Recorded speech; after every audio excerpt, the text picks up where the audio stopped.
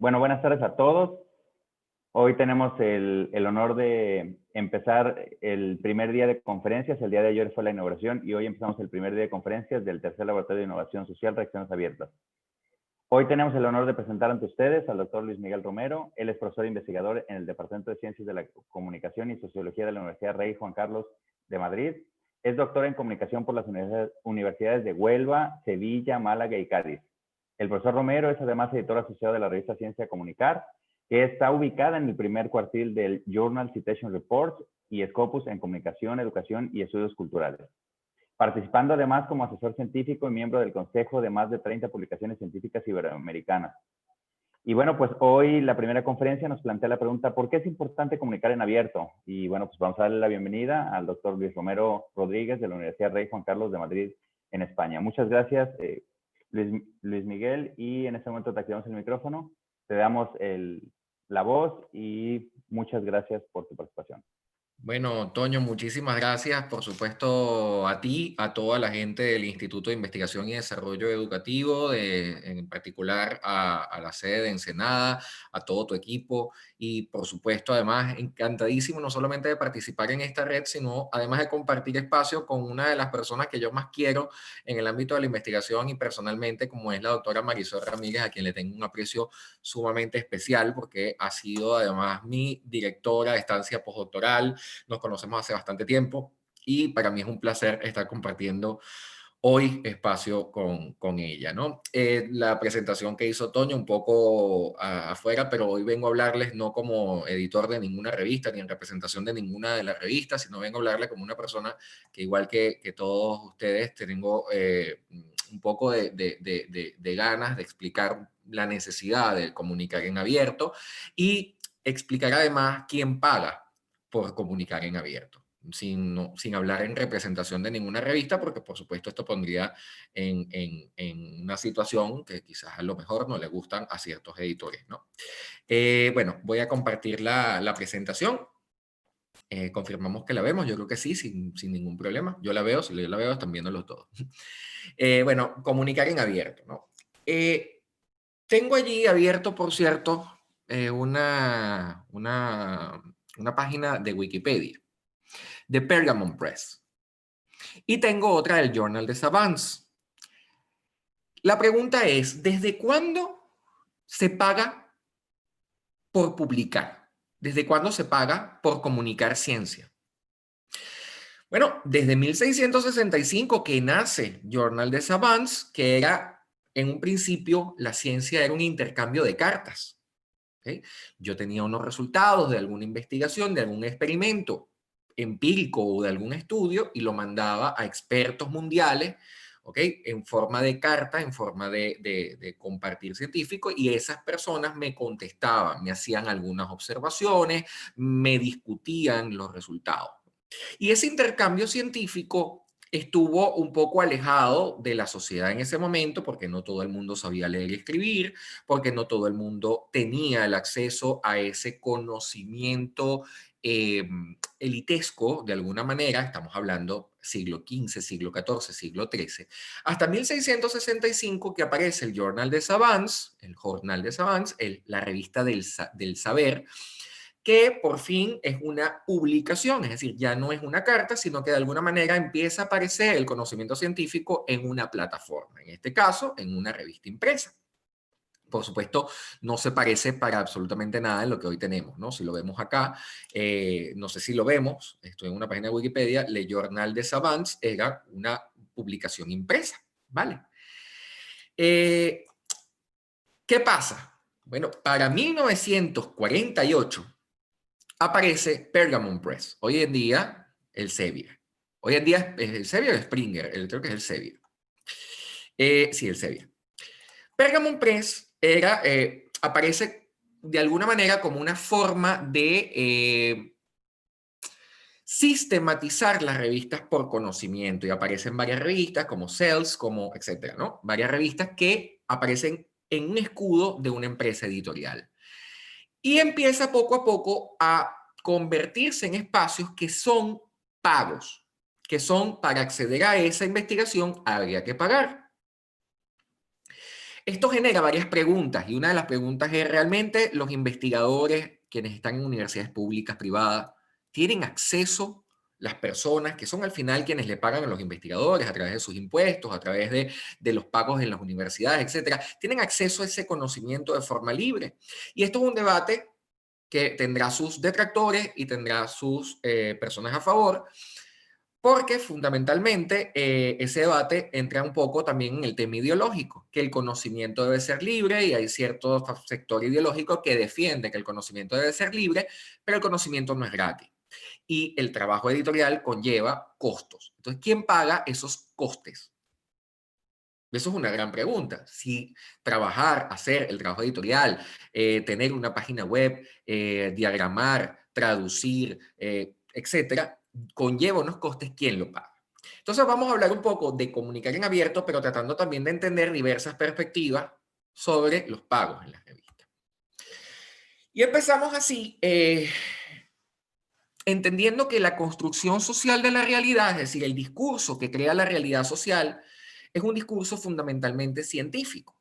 Es decir, hasta hace 5 o 6 años, la materia estaba compuesta por 3 tipos de moléculas, ¿no? Protones, electrones y neutrones, pero de repente en Suiza empezaron a hacer unos experimentos y descubrieron que había otro tipo de partícula, como es el caso del bosón de Higgs. Nace eso, se identifica y empieza a nacer en la construcción social del conocimiento que hay otro tipo de partículas que no estaba identificado. Justamente ese intercambio de conocimientos de la sociedad, donde juegan no solamente las revistas científicas, sino los institutos de investigación y también juegan los medios de comunicación, crean de esa comunicación científica, crean información y esa información se convierte compartida y socializada en conocimiento.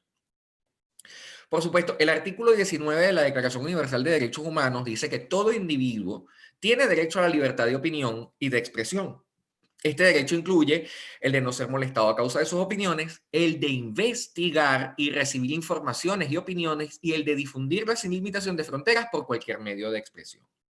A pesar de que la Declaración Universal de Derechos Humanos es un órgano jurídico recomendatorio, fundamento de muchos marcos jurídicos en Latinoamérica y por supuesto en Europa, no es menos cierto que en ningún lado dice que ese investigar y recibir informaciones va a ser gratuito. Es decir, no es un derecho humano, pero de alguna manera nos está diciendo todos tenemos el derecho a investigar y recibir informaciones, pero lamentándolo mucho por las brechas económicas, sabemos que no todo el mundo tiene la capacidad de recibir informaciones o tenía la capacidad de recibir informaciones, ya vamos a ver por qué. De alguna manera, en el ala, bajo el ala de protección de esa Declaración de Derechos Humanos, han habido muchísimas iniciativas de Open Access, de acceso abierto, ¿no? Como fue la de Budapest, propuesta por el Open Society Foundation en el año 2002, la Declaración de Berlín sobre acceso al conocimiento en el 2003, la Declaración de Bethesda sobre acceso abierto en el 2003 también, la de Messina, que es la continuación de la de Berlín en 2011, la Declaración de San Francisco, que ya la conocemos, a lo mejor quienes están investigando la conocen o que tengan alguna revista científica, es la famosa Declaración DORA sobre dominio público y licencias Creative Commons en las revistas científicas, y, bueno, diversas directivas de la UNESCO como entidad de cultura y conocimiento global. Ese marco más que jurídico, es una serie de recomendaciones, una serie de manifiestos, pero no tienen obligatoriedad jurídica. Es decir, en ningún lado se obliga a las revistas a que sean de acceso abierto, a que sean de alguna manera, algunos repositorios como el DOJA, el Directorio of Open Journal Access en Internet, pues no permiten revistas que cobren dentro de su directorio. De alguna manera son cositas o son plus que van dándole sentido al acceso abierto. Sin embargo, volvemos a la pregunta, ¿quién debe pagar por el acceso abierto? Y esa pregunta no la vamos a poder contestar. Al final vamos a quedar con esa pregunta abierta. Pero sucede algo interesante. Si bien es cierto que hay muchas recomendaciones, como las vimos, Bethesda, San Francisco, etcétera, muchas recomendaciones, mucho marco recomendatorio para el acceso abierto a la investigación científica, a la comunicación científica, fue en 2011 una chica de Kazajistán, ¿ok?, que crea Sci-Hub, No sé si lo conocen. Sci-Hub es una página web que piratea los artículos. Uno coloca la página web de donde se encuentra un artículo que es de pago y probablemente si existe ese acceso a esa revista, te saque el artículo sin necesidad de pagar. Es una página pirata que ha tenido denuncias, demandas multimillonarias por las grandes editoriales porque están haciendo piratería que va en contra de las normas de comercio internacional. En 2013, además, empieza a funcionar LibGen, que es lo mismo de Sci-Hub, pero de libros. De alguna manera, sí es verdad que hay muchas recomendaciones sobre el acceso abierto, pero el conocimiento abierto al final vio la luz porque había una brecha económica y es el éxito que ha tenido Sci-Hub y LibGen. De hecho, muchos doctorandos acá en España, varios que conozco además, han puesto en los agradecimientos a Alexandra Elbakian dentro de esos agradecimientos porque sin ella no hubiera sido posible terminar la tesis, porque también hay problemas de acceso. ¿No? En España no todas las universidades tienen acceso a todas las revistas científicas, ¿no? Entonces, esto nos lleva a analizar las tres vías principales o las tres vías que existen para la comunicación en abierto de la ciencia, las modalidades de Open Access, ¿no? Hay revistas que básicamente dicen, no importa, no hay forma de pagar, el artículo está cerrado, ¿ok? Y trabajan en función de un embargo que le hacen al artículo por 1 o 2 años para que la revista aproveche todo ese tiempo de la explotación comercial de esa propiedad intelectual llamada artículo, llamado manuscrito. Pero existen tres vías fundamentales de acceso abierto, la vía dorada, la vía verde y la vía institucional, que es la fórmula de decir, bueno, aquí están tres soluciones a esa necesidad de hacer conocimiento abierto. La vía dorada es con el pago de un famoso APC, que en inglés es Article Processing Charge o cargos de procesamiento del artículo, donde los autores, pero realmente no son los autores, y aquí voy a hacer un detenimiento un momento, sino el funding, la entidad que financia la investigación, en teoría, que corre con los gastos. Es decir, yo mando un artículo, yo envío un artículo, se revisa, me lo devuelven, todo esto son procesos que cuestan dinero. ¿Okay? No le pagan a los revisores a lo mejor, pero tener un secretario que envíe los artículos, que revise inicialmente, que mande, en la plataforma cuesta un dinero al mes, los diagramadores, los traductores, etcétera, ¿no? Todo esto tiene un costo agregado que no es, ya lo vamos a ver cuál es el costo promedio en la revista, no llega a cubrir porque, por supuesto, cobran muchísimo más porque al final tienden a hacer negocios. No estoy hablando nada más de unas editoriales, estoy hablando de casi todas las grandes editoriales, Taylor & Francis, Elsevier, MDPI, Frontiers, etcétera, ¿no? Son millones de editoriales que cobran millones de dólares a través de esto, que es simple y llanamente poner en valor el conocimiento que paga una organización, paga una universidad con su salario a los profesores o paga una entidad financiadora, un fondeo, como le dicen en el TEC de Monterrey, no sé si la decimos así en todo México, ¿no? Entonces, el documento queda en acceso abierto siempre y cuando los autores o sus entidades de funding, o su entidad de fondeo, paguen una cuota. Una cuota, que es un precio, un APC, que puede variar entre los 600 euros, los 600 dólares, 700 dólares y los 4.000 dólares, los 5.000 dólares por publicar un artículo. Y aquí hay un doble problema. Número uno, el autor o los autores tienen que hacer una investigación que cuesta dinero. Número dos, los autores tienen que hacer un artículo que va a ir a una revisión por pares y que después esa revisión por pares devuelve un informe con ciertos cambios que hay que hacer normalmente en el artículo. Esto significa más trabajo. Trabajo es igual a dinero, que lo está pagando la entidad de funding o lo está pagando la universidad. Tiempo de investigadores. Y después, cuando eso se acepta para publicar, hay que pagar un APC.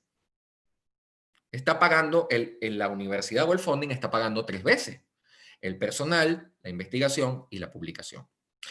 El otro problema que existe con esto es que no todos los autores que necesitan publicar, en el caso de México está el ESNI, en el caso de Chile está CONACYT, en el caso de Ecuador está CENESID, en el caso de Colombia está Colciencia, en el caso de España está la NECA. No todos los investigadores publican porque tienen un funding, sino a veces publican por la necesidad de crecer dentro del rango académico, tener un sistema nacional de investigadores en vez de uno, ahora quiero ser dos o quiero ser tres, estar mejor posicionado en la CENESID, estar mejor posicionado en la NECA, porque te permite el crecimiento dentro de la estructura académica.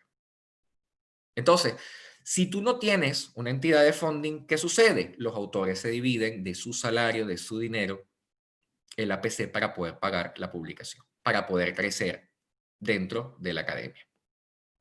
Y eso sucede, eso pasa. Es decir, no siempre lo paga el funding, no siempre hay funding.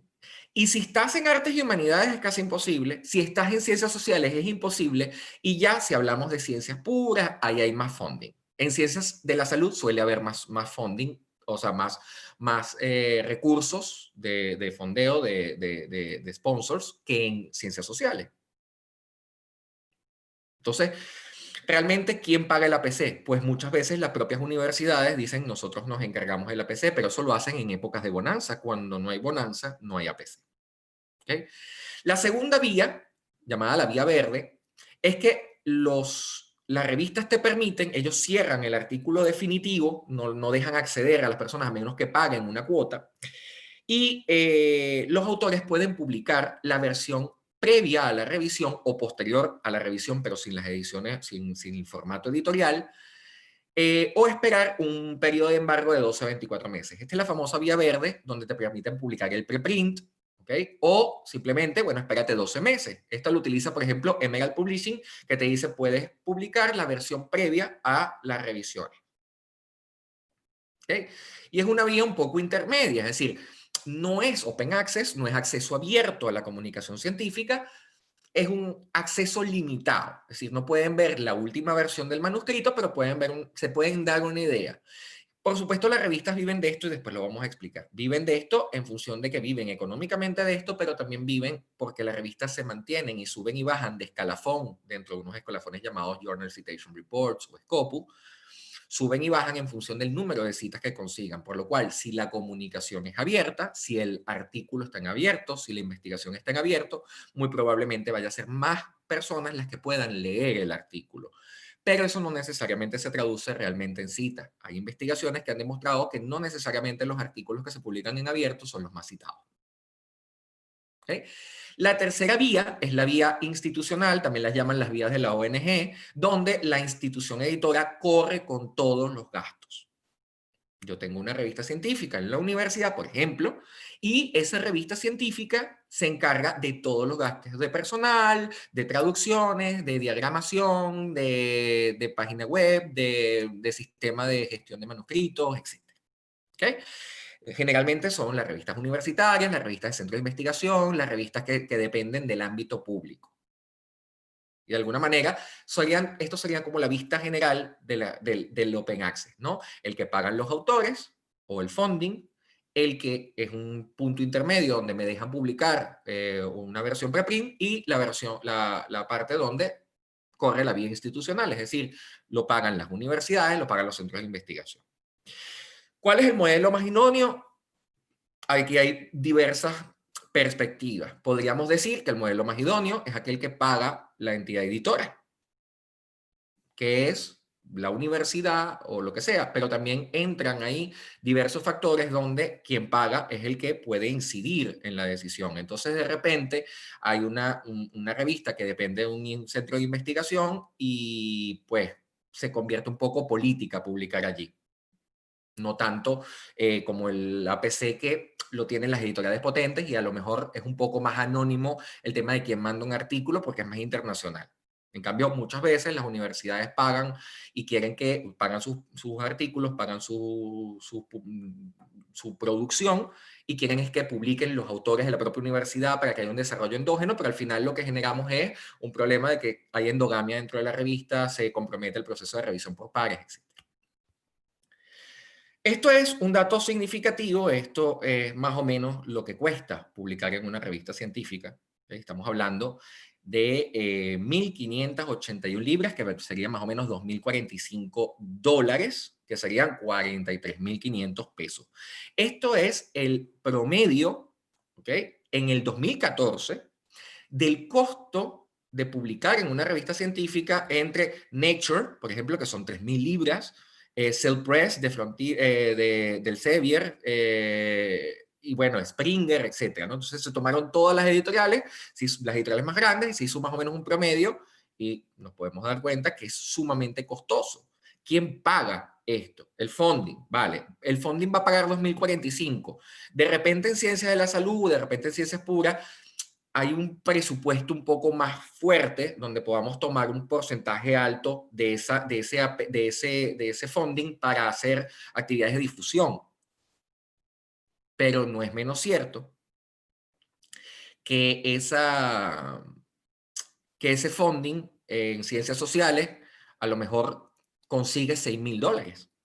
No puedes entonces ir a un congreso, publicar un artículo y hacer una investigación, porque se convierte un poco, es muy dificultoso. Entonces, un poco también el debate es acceso abierto o no acceso abierto, pero no, es igual para todas las disciplinas. Poco jugando acá, ¿no? Por supuesto, comunicar en abierto, y ya con esto voy cerrando, comunicar en abierto conlleva muchos beneficios sociales, pero también para los autores, sus instituciones y organismos de financiación. ¿Okay? Sobre todo los organismos de financiación necesitan que comuniques en abierto porque generalmente los organismos de financiación tienen dinero del sector público. Y una de las obligaciones, si tú tienes dinero del sector público, es que pongas en las manos de toda la comunidad científica, en las manos de toda la sociedad, ese dinero que te están dando para llevar unos resultados. Por lo cual, muchas veces esos funding te exigen que las publicaciones sean en abierto y tienes que pagarlos a PC a partir de esos funding, ¿no? Esto, el publicar en abierto mejora la reputación de los investigadores porque les da más visibilidad, aunque no necesariamente visibilidad es igual a reputación. Le da mayor reputación a sus instituciones porque le da no solamente más visibilidad, sino también mayor percepción de calidad, calidad entre comillas, dentro de lo que se entiende por calidad, lo que entienden los indicadores y los rankings universitarios, como el ranking de Shanghái o QS, etcétera. Y por último, reputación de sus entidades financistas, de su funding, como una actividad de responsabilidad social corporativa o como la actividad de gasto o de inversión pública que esté haciendo el sector público, ¿no?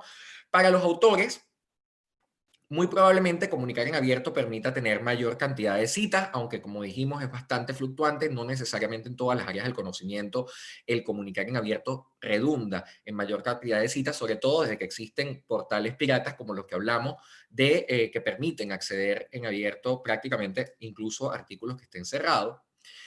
Por supuesto, para los autores es muy importante comunicar en abierto para otros elementos de acreditaciones, como es el caso del ESNI en México, que te solicita que algunas investigaciones estén en abierto, y también te dan un seguimiento de autoridad porque de alguna manera te reconoce más la comunidad científica internacional. Con respecto a las instituciones, aumentas el repositorio porque al publicar en abierto muchas veces te dejan o te permiten que publiques en el repositorio de tu universidad, que publiques en la biblioteca de tu universidad, y esto hace que aumente el tráfico web hacia la página de la universidad, lo que deviene también en una mejora de reputación, pero también de posicionamiento, lo que le llaman el posicionamiento SEO, el Search Engine Optimization, ¿no? También una mejora en los rankings de calidad de investigación, como el ranking de Shanghái, el QS, etcétera, porque esos artículos pues, han tenido mayor recorrido, los profesores empiezan a tener más citas, etcétera. Y por supuesto, poder utilizar esos registros, esos artículos, esas comunicaciones en abierto como recursos de actualización para la enseñanza. Es decir, que yo pueda darles el artículo, la copia de los artículos a los alumnos o colgárselos dentro de la Moodle o lo que sea para que ellos puedan obtener un poco los resultados de las investigaciones. Eso no lo podríamos hacer si estamos en cerrado porque no podríamos compartir. Y para la gente del funding, para las entidades financieras, pues le daría mayor visibilidad, tanto de calidad y amplitud de actividades en pro de la sociedad. Permitiría, por supuesto, generar mayores avances, porque esa entidad de funding estaría también generando un conocimiento con el cual trabajar patentes o modelos de utilidad, etcétera, y además hace que los experimentos o que los hallazgos sean replicables, la investigación sea replicable, permitiendo que esas propias investigaciones se hagan en otros espacios. Y al final, básicamente, este acceso abierto, este conocimiento en abierto, esta comunicación en abierto, lleva a la democratización del conocimiento, que también tiene una parte filosófica e ideológica, que es democratizar el conocimiento, es ponerlo a la disposición de todo el mundo para que puedan tomar decisiones. Pero, por ejemplo, una investigación que yo esté realizando acá sobre turismo perceptivo puede servir en Ensenada, puede servirle a las autoridades de Ensenada para tomar decisiones. Y básicamente la ciencia no solamente tiene un papel para comunicarse entre los investigadores, sino también a la sociedad, pero sobre todo, y sobre todo en educación, es interesantísimo, pero también a los órganos decisores. Lamentándolo mucho, en nuestros países iberoamericanos, las entidades públicas no suelen tener mucho gusto por la ciencia o por tomar decisiones fundamentadas en investigaciones, lamentándolo mucho, ¿no? De hecho, cuánto hemos hablado de competencias digitales, competencias mediáticas, al final cuántos planes realmente efectivos han habido en nuestros países sobre competencias digitales, mediáticas, etcétera. Entonces, un poco esa democratización del conocimiento es lo que se busca con comunicar en abierto, con poner a la disposición de todos los conocimientos y los resultados de investigación, porque además lo que yo investigue en España sirve en México, lo que investiguen en México me sirve a mí, pero le sirve también a los decisores. Eso es todo por mi exposición, para ajustarme exactamente a los 30 minutos y también da posibilidad, si Toño lo permite, a que haga alguna pregunta que pueda surgir. Muchísimas gracias. Muchas gracias, Luis Miguel, muy amable. Pues a todos los participantes les vamos a pedir un fuerte aplauso para nuestro conferencista del día de hoy, Luis Miguel Romero. Y bueno, pues como bien lo dice él, claro que por supuesto que sí tenemos oportunidad para algunas preguntas, Luis Miguel. Por el momento no tenemos en el chat, no tenemos preguntas en el chat, pero tenemos muchos agradecimientos, muchas felicitaciones por tu participación. El tema se les hace bastante interesante. Entonces, compañeros, por favor, quien tenga gusto de hacer alguna pregunta en vivo a Luis Miguel Romero, por favor, pueden levantar su mano en Zoom, los que estén en computadora. En la parte de abajo donde están todos los participantes van a encontrar una acción que dice levantar la mano, porque si lo hacen físicamente como lo estoy haciendo en este momento, pues no, yo no lo puedo ver porque tenemos aquí alrededor de 10 páginas de Zoom y no podemos ver a todos los participantes. Entonces, los compañeros que tengan a bien levantar su mano, que aparece una manita azul para que yo les abra el micrófono. Mientras te voy a leer una primera pregunta, Luis Miguel. Dice el compañero Alejandro Orantes, ¿cuál sería la tendencia en la publicación en abierto en las universidades privadas? Entonces, pues si adelante, Luis Miguel, te voy a activar el micrófono. Listo. Vale, ahora sí, ahora puedo hablar. A ver, en las universidades privadas, en nuestro caso en Latinoamérica, el acceso abierto es la norma. ¿Okay? De hecho, son muy poquitas las universidades privadas latinoamericanas que tienen revistas en bases de datos importantes como Scopus y JCR. En el caso, por ejemplo, de comunicación, ¿no? Tenemos en Chile el cuadernos.info, tenemos en México Comunicación y Sociedad, que es del ITESO, tenemos en Colombia Palabra Clave, o sea, son muy pocas, pero la norma es el acceso abierto, básicamente porque son muy pocos investigadores lo que hay en Latinoamérica, y ponerle más restricciones al conocimiento en Latinoamérica es muy complicado para generar que la gente nos cite. Sí es verdad que las revistas más importantes del mundo tienen APC, ¿no? Son de Taylor & Francis, y si no son de ellos, las compran Taylor & Francis, Elsevier, Blackwell, o MDPI, o Frontiers, o Plus One. Pero en nuestro caso en América Latina son muy pocos los ejemplos que editoriales grandes han comprado, ¿no? Tenemos el Liberian Journal of Communication, o tenemos, en el caso de comunicación, o tenemos el Corporate Governance, o tenemos otras revistas que de hecho tienen base en Colombia, pero son de editoriales potentes, que han cambiado o han mutado su APC a un APC de pago, perdón, a su OA a un APC de pago, porque la han comprado editoriales más grandes, como es el caso de Emerald, ¿no? Pero cuando la universidad, la revista es de la universidad privada, es un esfuerzo que se hace para visibilizar. Pero ojo con esto, porque también sucede que muchas revistas pequeñas de universidades latinoamericanas de universidades, sobre todo privadas, se utilicen como órgano de difusión de sus propios investigadores.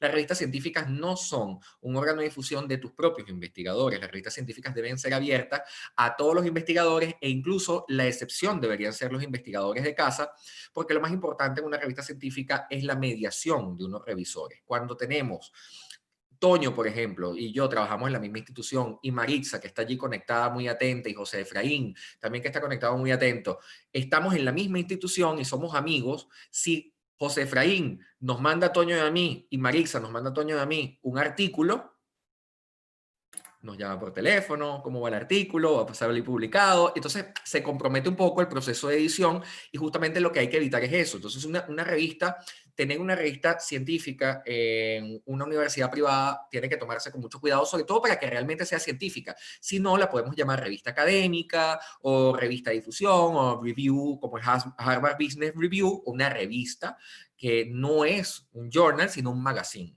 por decirlo de alguna manera.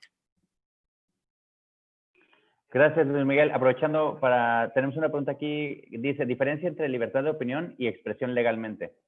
Vale, la libertad de expresión, y además eso no tiene nada que ver con mi tema, pero lo voy a exponer porque además yo soy abogado. La libertad de expresión es el resguardo jurídico, es el derecho sustantivo que tenemos de poder expresar nuestro conocimiento, nuestras ideas, de poder compartir en grupo, en los medios de comunicación, etc. La libertad de opinión es una libertad ideológica de poder pensar lo que queramos. La libertad de opinión es una libertad ideológica de poder expresar lo que queramos. Entonces, la expresión es un canal, es un medio, y la opinión es el contenido. Puede haber espacios, cuidado, puede haber espacios, y los hay, ¿okay? No voy a decir qué país, pero el mío. Puede haber espacios donde se garantice la libertad de expresión, pero no la libertad de opinión.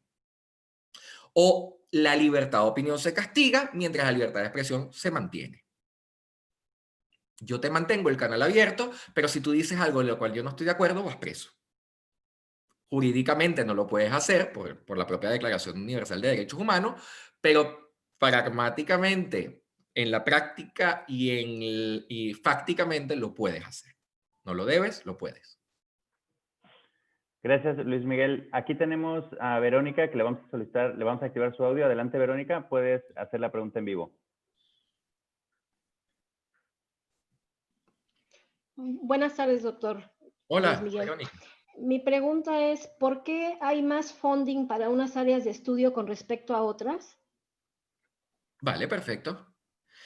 Bueno, te lo voy a poner de este caso, Verónica. A ver, partiendo del principio. Cuando una farmacéutica da dinero para hacer una investigación de la vacuna contra el coronavirus, sabe lo que cuesta porque ellos mismos ejecutan ese tipo de estudios.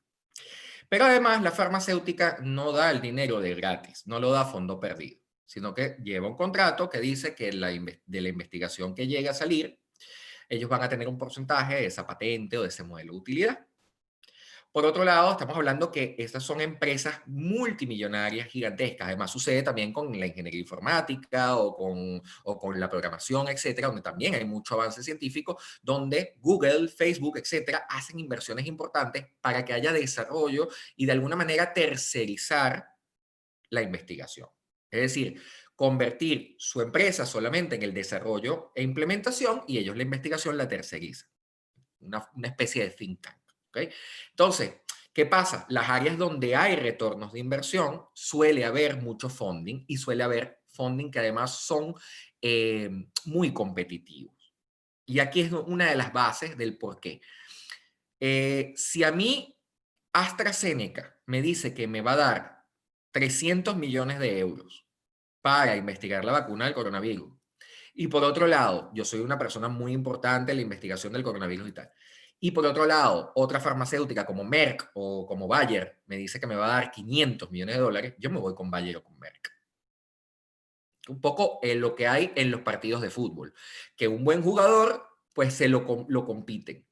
Ahora bien, en ciencias sociales, en humanidades, la inversión va a fondo perdido o suele ir a fondo perdido. No suelen haber patentes de utilidad que se vayan a compartir, pero además los propios gobiernos apuestan más por ciertas áreas de desarrollo que por otras áreas de desarrollo. Si tú eres, por ejemplo, ministra de universidades, ¿de qué país eres tú, Verónica? Es de México. Ah, mexicana. Si tú fueras la directora de la CONACYT, que tantos amigos se ha ganado últimamente, si tú fueras directora del CONACYT y te dicen, Verónica, aquí tienes $1 millón para que lo repartas este año, ¿qué pasaría si ese $1 millón, 800 millones de dólares los gastarías en ciencias sociales o en educación? Entonces, justamente tendrías que repartir casi todo en ciencias de la salud, que es un área de investigación prioritaria, sobre todo el tema virus, etcétera. También una parte prioritaria en el desarrollo industrial y lo que sobra, de lo que sobra, sociales. Y de lo que sobra de sociales, humanidades. Que nosotros a veces nos quejamos en educación o en comunicación, pero es que a los de humanidades los funding son para ponerse las manos en la cabeza. ¿Contestada la pregunta, Verónica? Gracias, Luis Miguel, muy amable. Vamos a abrirle el micrófono a Luis Centeno, por favor. Ok. Adelante. Muchas gracias. Excelente y maravillosa exposición, doctor Luis Miguel. Muchas Muchas gracias, gracias. Mi pregunta es la siguiente. Desde aquí de Guatemala te saludo. En base a los 3 modelos que planteaste de dónde obtener la información, de cómo publicar la información, ¿cómo podríamos nosotros poder discernir la calidad de investigación científica? Porque el hecho que pagues más no implica que pueda ser directamente proporcional a la calidad de estudio publicado, o es así como va la calidad de estudio científico que estas 3 diferentes maneras de publicación abierta tienen. Lo ideal es que sea una publicación abierta sin costo para todos, pero como tú bien lo explicaste, hay costos muy altos, costos medios y costos bajos o gratuitos. ¿Cómo podemos nosotros discernir entre tener calidad de investigación y de resultados científicos, independientemente o van ligados a la calidad de pago que uno tiene que hacer? Vale. Aquí, Luis, y además me encanta tu pregunta porque además voy a levantar muchas ampollas con esta exposición, sobre todo porque lo que va a quedar grabado en mi Facebook me encanta. La calidad, cierta gente ligada a la bibliometría, a la documentación, nos hablaría de que la calidad de la revista está centrada en su posición dentro de los rankings bibliométricos, ¿no? Los principales son el Journal Citation Reports, el JCR tan famoso y el Scopus. Hay revistas que están en el Scopus Q1, JCR Q1 y son fantásticamente malas. Y hay revistas que no están en ninguno de esos sitios y son muy buenas. Entonces, la calidad de la investigación tiene que ver, la calidad de la investigación publicada tiene que ver muchísimo, sí, con esos rankings. Sí. Si tú eres un investigador muy bueno, generalmente puedes publicar allí. Pero ¿qué pasa con un investigador, por ejemplo, sociólogo mexicano que lamentándolo mucho no tuvo los recursos para irse a estudiar en Estados Unidos, o guatemalteco, no tuvo los recursos para irse a estudiar a Estados Unidos 10 años y aprender inglés y no tienen dinero en Guatemala para hacer traducciones de $4,000 y $5,000, bueno, en este caso estoy exagerando, pero de 800, 900 mil dólares y pagar una PC de 4,000? De repente ese investigador guatemalteco está publicando en una revista mexicana gratuita una muy buena investigación, muy bien hecha, pero no tiene los recursos porque no tiene funding, porque no sabe ni siquiera escribir la propuesta de funding, que para eso hay que tener competencia y habilidades. Entonces, la calidad no está definida por eso, porque hay gente que simplemente por no tener capacidad monetaria, yo tuve muy buenos profesores en Venezuela, ninguno investigaba. Es como decir, ¿el profesor que investiga es mejor? No necesariamente. Hay profesores que investigan que son pésimos. Y hay profesores que no investigan y son muy buenos. Entonces, la calidad es un concepto tan subjetivo que incluso hablando de revistas, hay revistas muy, muy, muy buenas que no están en esos rankings. Lo que pasa es que tendemos siempre a estructurar las cosas para poder evaluar. Al final, valorar algo, tienes que hacerlo en función de algo que sea objetivo. Y la forma más objetiva dentro de lo que cabe, y es verdad, son estos rankings de decir, esta revista es muy buena porque esta revista ha estado muy citada. Sin embargo, y aquí sí voy a hacer algo interesante, que es la revista de homeopatía, Journal of Homeopathy. Esa revista es una de las primeras revistas más importantes de medicina del mundo, en serio. ¿Por qué? Porque la citan muchas revistas de medicina muy potentes, llevándole la contraria al artículo. Pero ¿qué pasa? El sistema no mide si las citas son positivas o negativas. El sistema solamente mide qué cantidad de citas hay. Entonces esa revista está muy alta, pero porque la citan prácticamente para mentarle su madre. Gracias, Luis Miguel. Oye, bien interesante esta reflexión que acabas de hacer, ¿no? Y bueno, pues tenemos otra pregunta aquí. Dice, en el caso de los recursos educativos abiertos, que en general son proyectos, ¿cómo se maneja el financiamiento? Bueno, y yo creo que además Marisol, que viene ahora, va a ser muchísimo más explicativa con esto porque tiene experiencia mortal. No quiero pisarle su exposición, pero en el caso de los proyectos de recursos educativos en abierto, también hay problemas de financiamiento y cada vez hay más problemas de financiamiento. Y yo me atrevería a decir que este año y el año que viene va a ser peor todavía para los problemas de financiamiento porque los recursos públicos y los recursos privados casi todos se están yendo para el tema del coronavirus. ¿Okay? Ahora va a ser más dificultoso. Pero sí es verdad que de alguna manera los recursos educativos abiertos a lo mejor pueden encontrar salidas en ciertas fundaciones, sobre todo estadounidenses y ciertas entidades, organizaciones no gubernamentales que trabajen con temas como pobreza, alimentación, nutrición, que siempre es muy transversal. Y eso es importante porque en el caso de los recursos educativos abiertos también estamos hablando de nutrición, también estamos hablando de competencias digitales y que haya equidad. Entonces muchas veces hay ciertas organizaciones internacionales de financiamiento de proyectos, etcétera, que apuestan poquito dinero, si es verdad, pero siguen apostando por implementar cosas para evitar esos desbalances, ¿no? Ok, y hablando de los desbalances, hay una pregunta precisamente que habla de la democratización de la educación es importante, pero el alcance es limitada, ya que sirve para ciertos. ¿No será mejor segmentar la audiencia y proyectarla que dejarla al alcance de todos? ¿Cuándo se deben gestionar los recursos? A ver, que no entendí muy bien. La democratización de la educación no es que es importante, es importantísima. Ajá, correcto. Eso es algo como decir, mira esto qué interesante.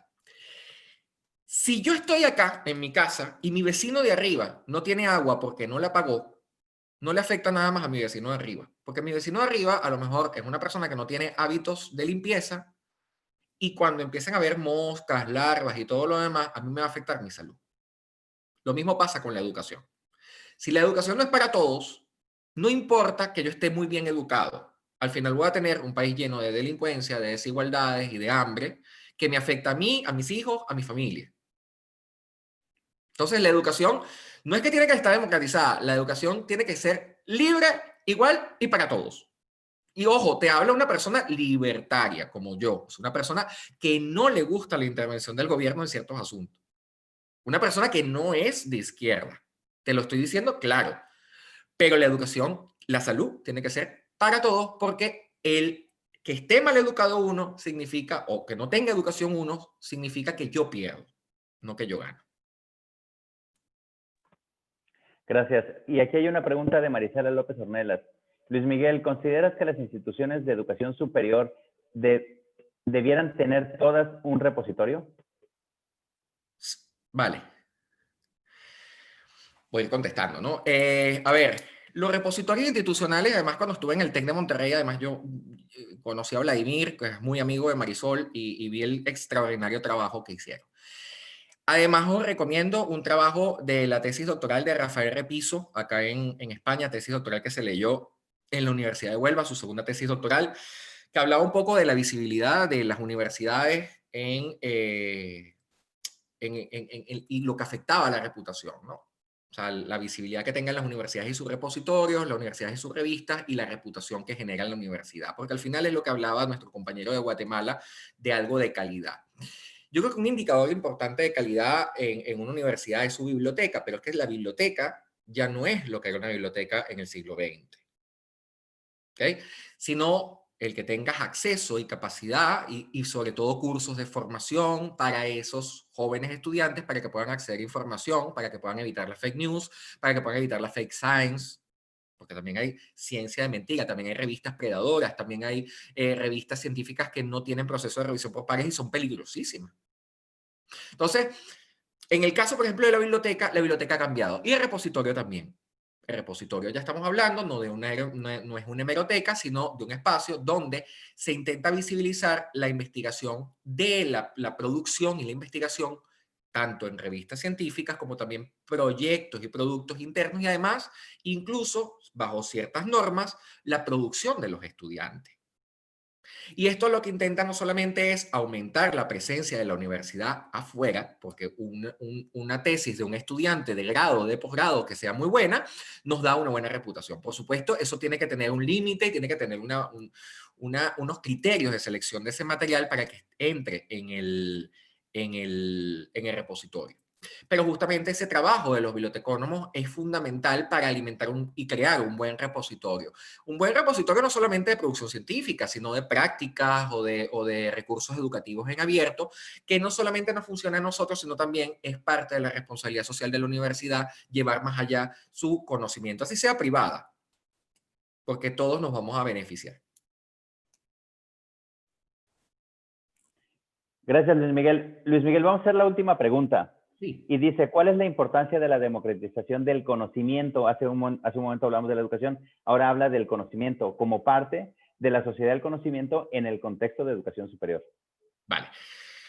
El conocimiento, a ver, como dijimos al principio, las realidades sociales se crean a partir de ese conocimiento social que tendemos a conversar, ¿no?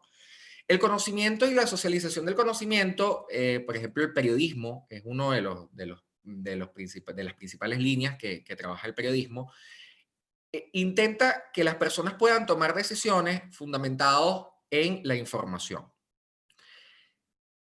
Si bien es cierto, no existe una cultura científica en la comunidad, en la sociedad en general, no existe una cultura científica. De hecho, ni siquiera en el periodismo, yo soy periodista, ni siquiera en el periodismo existe una cultura de ir a fuentes de información de investigación, de revistas científicas, de artículos de libro o lo que sea, o actas de congreso, para poder leer lo que dicen y de alguna manera transformarlo en información que sea consumida por la sociedad en general. Pero democratizar el conocimiento significa dar por lo menos la oportunidad de que eso pueda existir o que esa discusión entre en esas dinámicas. De repente, a mí me pasó una vez, yo tengo una alerta puesta en Google con mi nombre y salí en una información en China.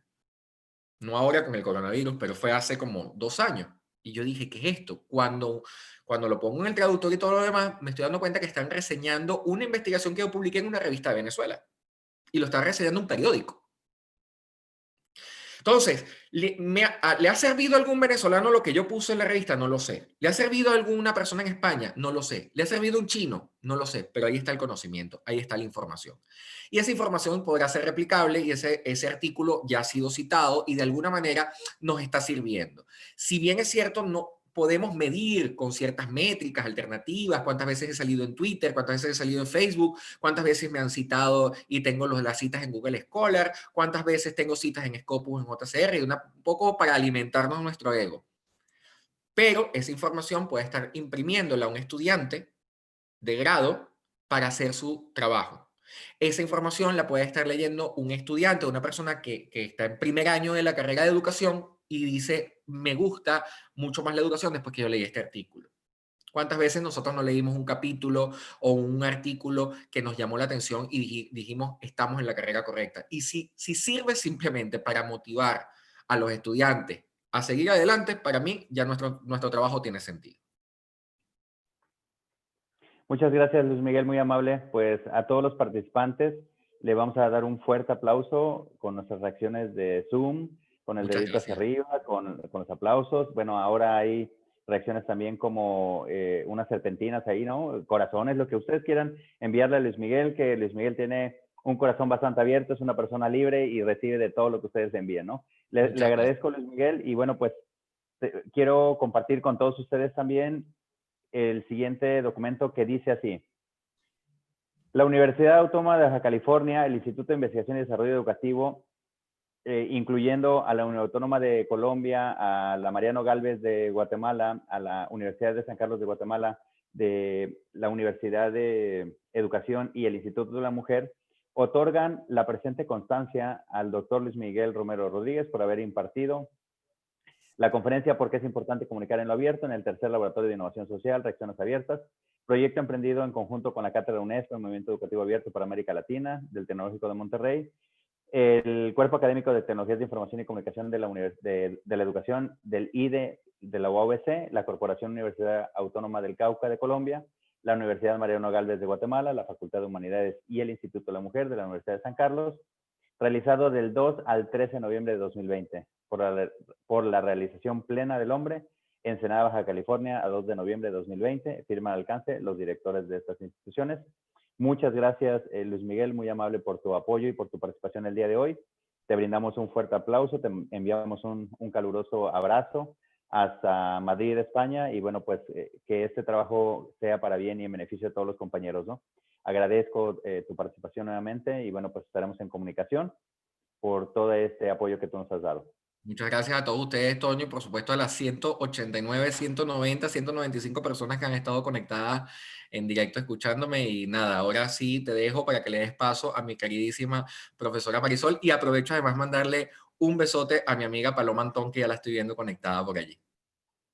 Muchas gracias, Luis Miguel. Bueno, pues como ya Luis Miguel nos ha hecho el favor de mencionar que la doctora Marisol es la que continúa el día de hoy. Marisol, mientras hago tu presentación, quiero que dejamos una pregunta aquí en el chat que dice, ¿qué nos recomiendas a dónde proponer nuestro proyecto para ser publicado?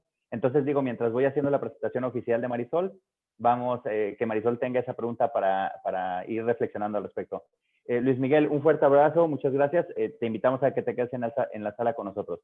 Y bueno, pues continuando con el programa, hoy tenemos a la doctora María Soledad Ramírez Montoya, es investigadora principal de la Escuela de Humanidades y Educación del Tecnológico de Monterrey en México, como presidenta de la Cátedra UNESCO Movimiento Educativo Abierto para América Latina. Marisol, su nombre abreviado, y como todos nosotros los que la queremos, los que la conocemos, se lo decimos con mucho cariño, Marisol moviliza iniciativas de formación, producción e investigación para la educación abierta.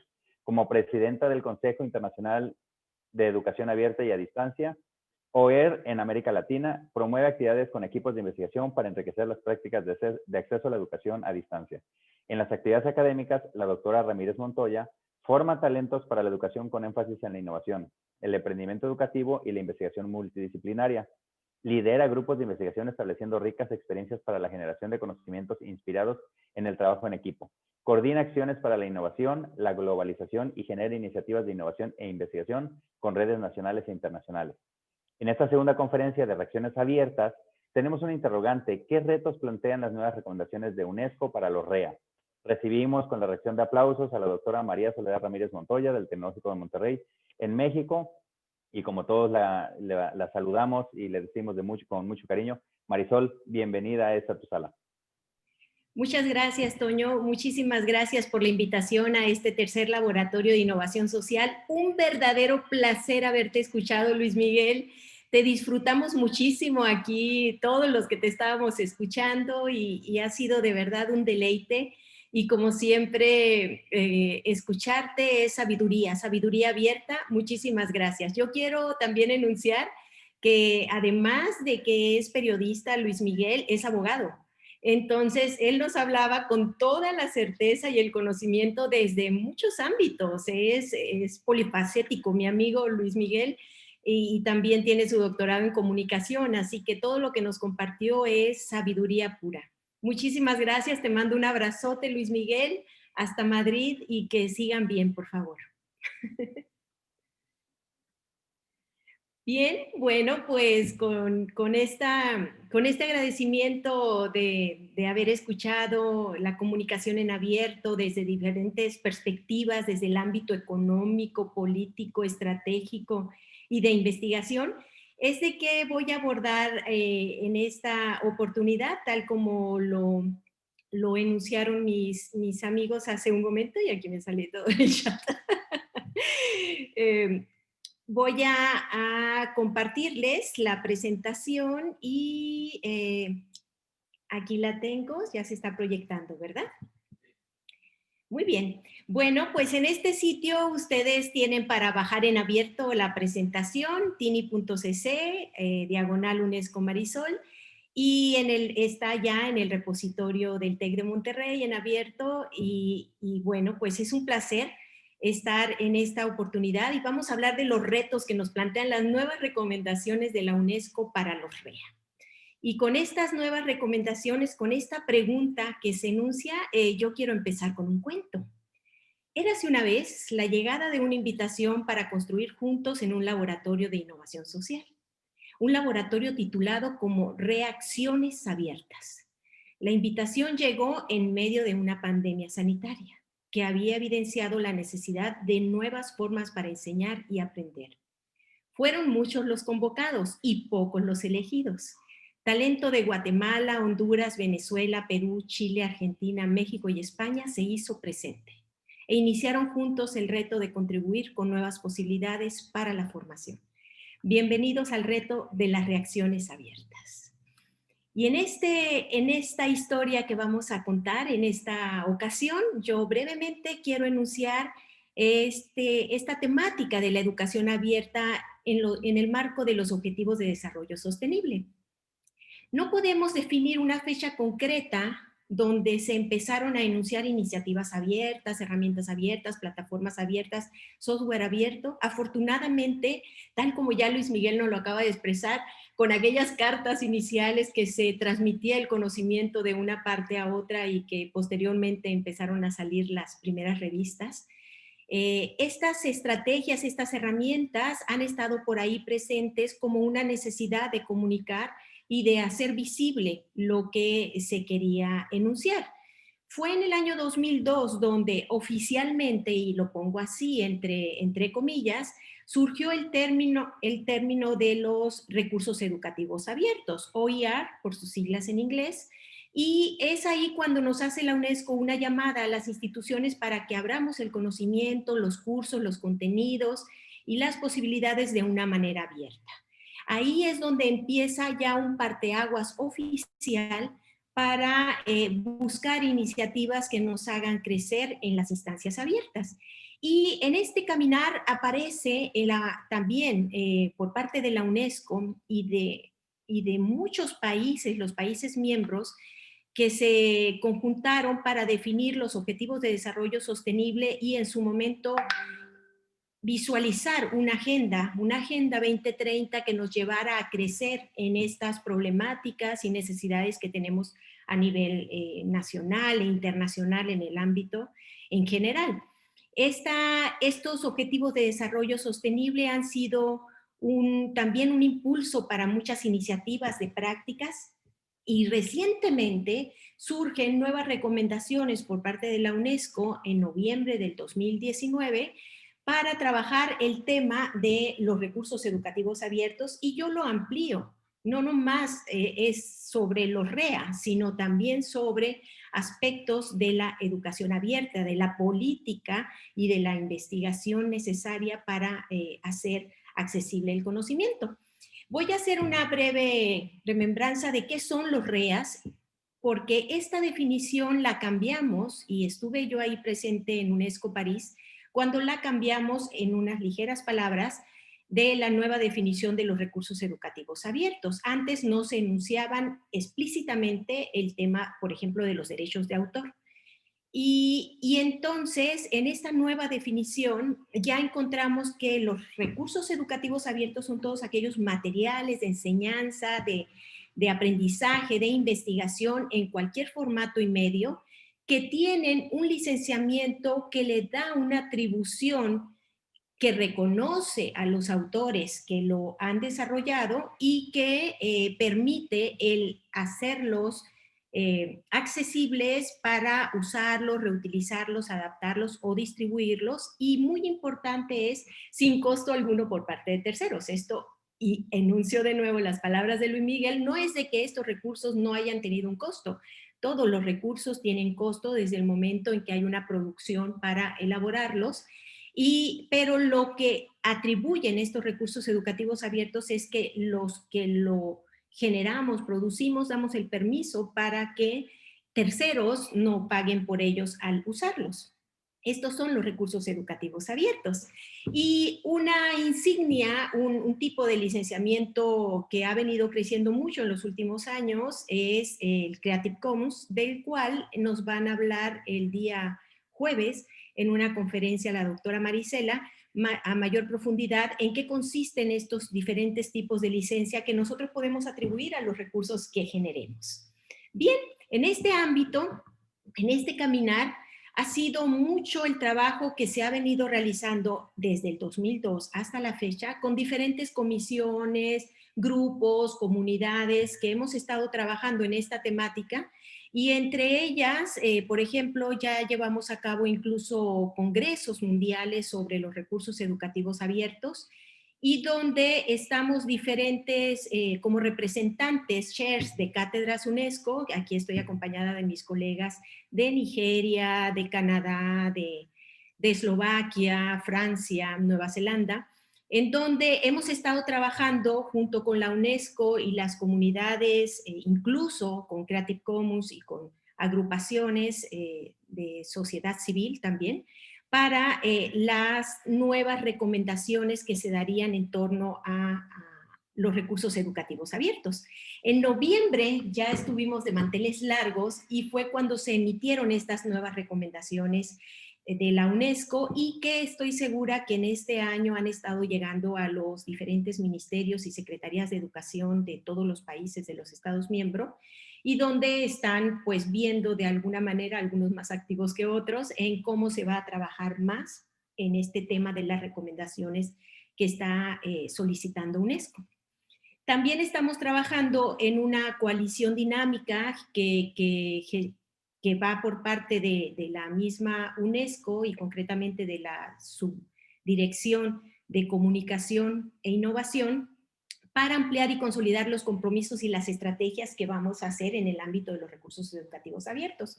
Y estamos en esta coalición trabajando por comités, vislumbrando como posibilidades, vías, proyectos para hacer crecer estas iniciativas.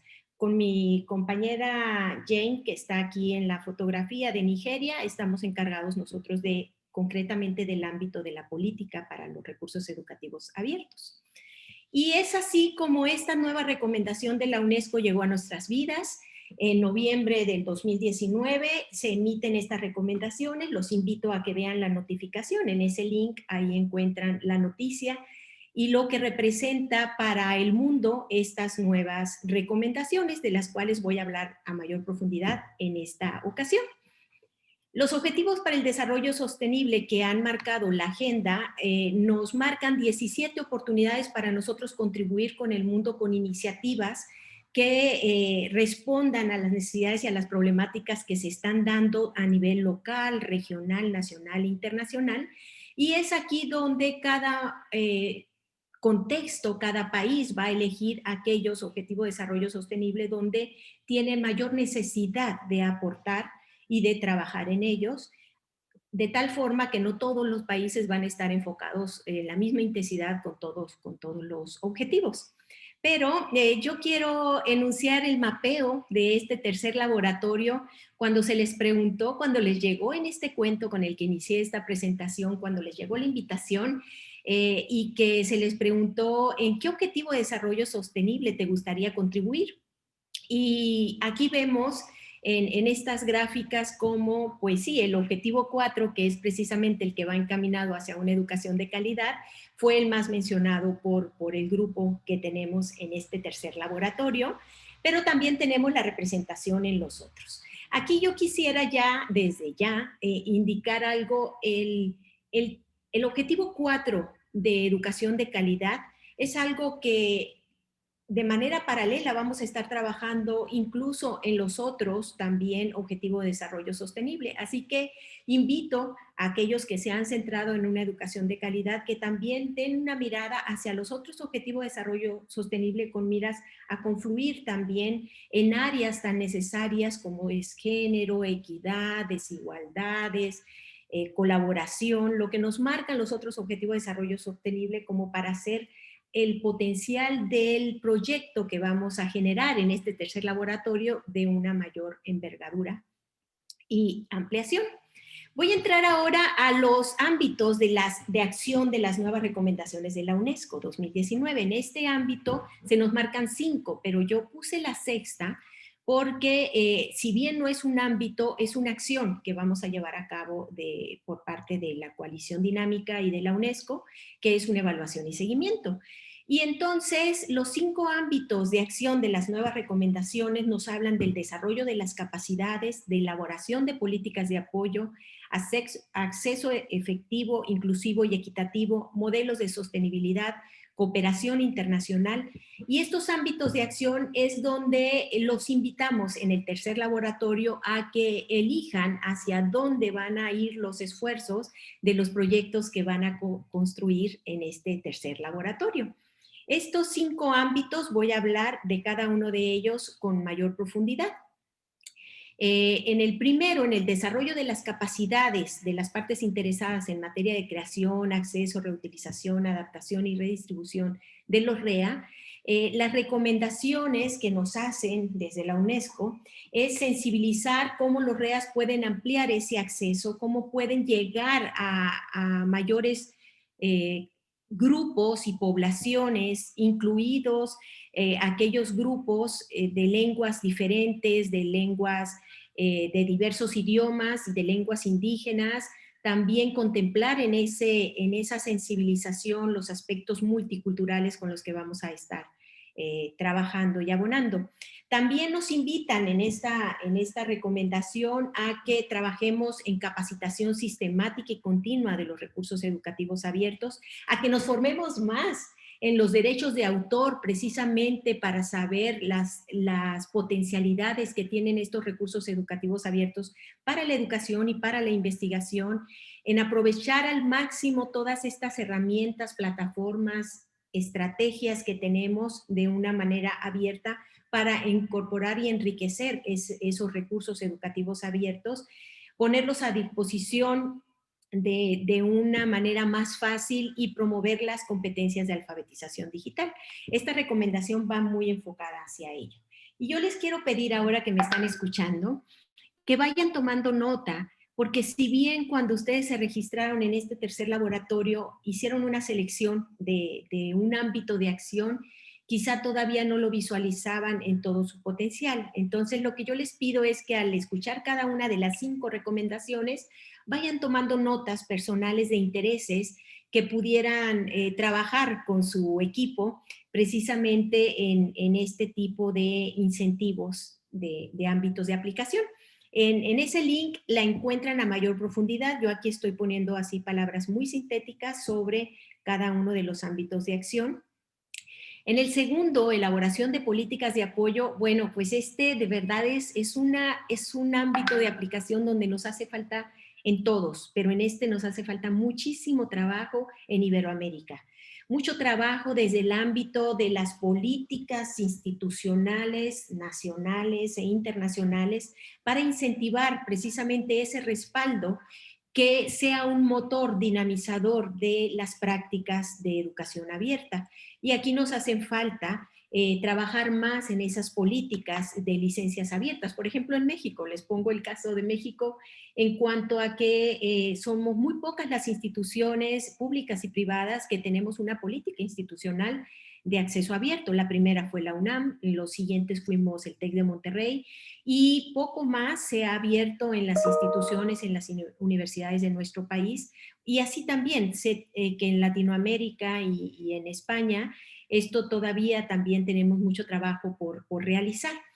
También hay políticas, eso estoy hablando desde el ámbito institucional, pero las políticas, por ejemplo, nacionales, aquellas que Luis Miguel lo enunció hace un momento, aquellos, por ejemplo, ministerios y secretarías de investigación que apoyan los proyectos de investigación, y esos apoyos vienen de los recursos de la sociedad, de los impuestos que pagamos todos, que eso que está administrando este Ministerio de Investigación y que aporta a determinados grupos o investigadores, esa solicitud que se hace para que la producción que emerja de esos proyectos esté en acceso abierto, esa es una política nacional muy importante que en el ámbito hispanoparlante todavía hace mucha falta que llegue a todos los países. Hablando a grosso modo, yo podría decir que en América Latina el 15% de los países tenemos esa política nacional que invita a los investigadores a que las producciones que hagan producto de la subvención que están recibiendo de esa Secretaría de Investigación o del Ministerio de Educación esté en acceso abierto, los artículos, las producciones, los recursos, las plataformas que de ahí se generen. Eso también estamos hablando ahí de política de apoyo. Pero también en estas políticas de apoyo tenemos que contemplar el generar estas comunidades como la que tenemos en este tercer laboratorio, comunidades de prácticas, de redes de expertos, donde se dé reconocimiento a aquellos que están trabajando con el tema de recursos abiertos, educación abierta, que haya mecanismos de apoyos, de incentivos. Y también es muy importante en estas políticas abordar la inclusión de los recursos educativos abiertos para que puedan llegar a transformar la educación y proporcionar condiciones de equidad para lo que se está trabajando con este tipo de recursos. Por supuesto, políticas que apoyen la investigación para que tengan la luz en una visibilidad del conocimiento que se está generando y trabajar también sobre la protección de los derechos tanto de autoría como de los datos que se están emitiendo en abierto. El tercer ámbito de aplicación va precisamente sobre algo que el día de ayer, en la inauguración de este tercer laboratorio, se mencionaba por ahí. Y se mencionaba como de qué manera esto ayuda a la inclusión y a la equidad. En estos términos de inclusión vamos a tener también la maravilla de escuchar a la doctora Paloma Antón, que aquí nos está acompañando, en donde ella nos va a hablar precisamente de educación inclusiva, de diversidad y cómo podemos hacer para que estos recursos que nosotros estamos desarrollando garanticen las particularidades de los educandos y de los programas formativos que se están llevando a cabo. Va a ser muy importante también tener una perspectiva de género en los recursos que nosotros generemos, desde el ámbito también cultural, lingüístico, de las lenguas indígenas, y en esta también tratar de promover la igualdad, la no discriminación, la inclusión, y algo que nos hace y que ha puesto mucho en perspectiva el COVID es la infraestructura de Internet, de las tecnologías de información y comunicación que nos ayuden a hacer llegar las instancias formativas. De nuevo, la investigación aquí aparece como un elemento clave para ver de qué manera se está contribuyendo con este tipo de recursos a generar conocimiento que lleve hacia la equidad y hacia la inclusión. Estas son algunas de las iniciativas y entro al penúltimo de los ámbitos de aplicación y está precisamente en algo que ha sido tocado por Luis Miguel hace un momento, los modelos de sostenibilidad para los recursos educativos abiertos. El hecho de que sean recursos educativos abiertos y que sean gratuitos y que estén disponibles para todos, tienen un costo. Por supuesto que tienen un costo y en ese costo, ¿quién es el que carga, digamos, con ese costo? En estos ámbitos de aplicación, la UNESCO enuncia estas recomendaciones para que los países miembros busquen nuevos mecanismos y revisen las disposiciones y las políticas de adquisición y de reglamentación para impulsar esta posibilidad de la educación en abierto.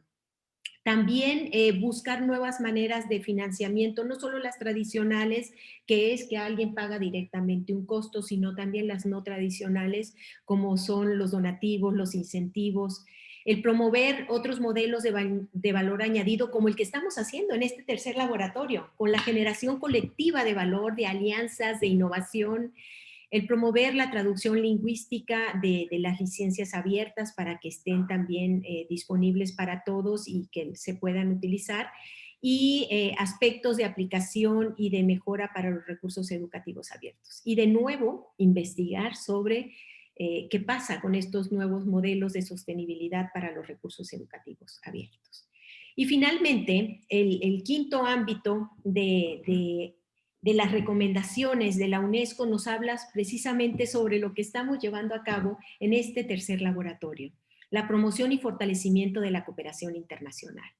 El hecho de que se promueva y se estimule la colaboración con alianzas que vayan más allá de las fronteras de nuestros países para seguir trabajando en instancias de recursos educativos abiertos, también trabajar sobre mecanismos de financiación regional.